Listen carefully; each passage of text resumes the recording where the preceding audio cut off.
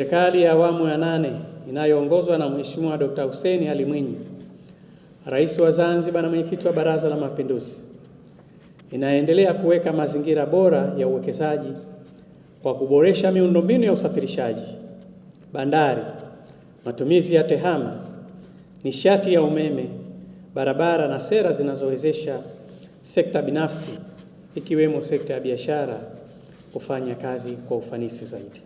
Dunia inaendelea kubadilika kwa kasi kutokana na maendeleo ya teknolojia, biashara mtandao, matumizi ya taarifa na akili unde.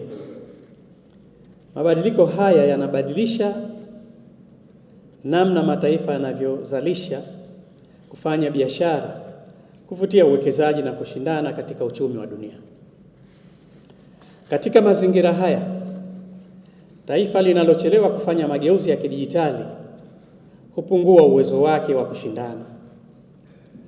Serikali ya Mapinduzi ya Zanzibar inalielewa jambo hili, na ndio maana imeendelea kuweka sera, usimamizi wa uchumi na uboreshaji wa mazingira ya sekta binafsi ikiwemo sekta ya biashara.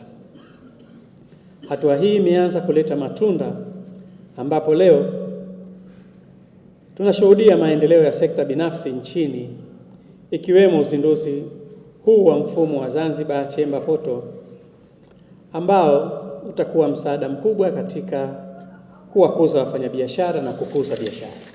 Kupitia mfumo huu, wanajumuiya wa ZNCC wataweza kupata huduma nyingi kwa urahisi zaidi, ikiwa ni pamoja na usajili na uhuishaji wa wanachama, maombi ya vyeti vya uwasili wa bidhaa yani certificate of origin, uwasilishaji wa changamoto za kibiashara na vikwazo visivyo vya kodi yani non-tariff barriers, na pia kufuatilia maendeleo ya maombi yao bila ya ulazima wa kusafiri katika eneo moja kwenda eneo jingine. Haya ni mageuzi yanayopunguza muda wa kupata huduma, yanayopunguza gharama ya kufanya biashara na yanayoongeza imani ya wafanyabiashara kwa taasisi zao na kuifanya ZNCC kuwa chemba ya kisasa inayokidhi mahitaji ya uchumi wa karne ya 21. Ahadi yangu kwenu, maazimio yote ambayo yametolewa nimeyazingatia, na napenda kutumia fursa hii kuziagiza taasisi zote ambazo zimeguswa kwa namna moja ama nyingine kwa upande wa serikali na vile vile kwa upande wa sekta binafsi, twende tukazifanyie kazi maazimio hayo ili lengo la kukuza biashara hapa nchini liweze kufikiwa kwa kiwango kinachotarajiwa. Nazihimiza taasisi zote za serikali kuiona kamati hii kama mshirika wa kuboresha huduma na sio kama mkosoaji wa utendaji wao.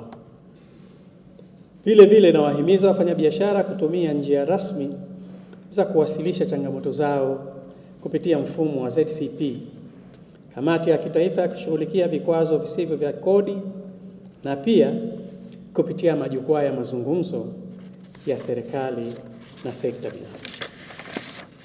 Ni imani yangu kuwa kupitia upatikanaji wa taarifa kwa usahihi na majadiliano yenye kujenga kama ambavyo mmekuwa mkifanya, tutaweza kuondoa vikwazo vinavyochelewesha ukuaji wa biashara, kuongeza ushindani wa bidhaa na huduma, na badala yake kuifanya Zanzibar kuendelea kuwa mahala bora pa kufanyia biashara.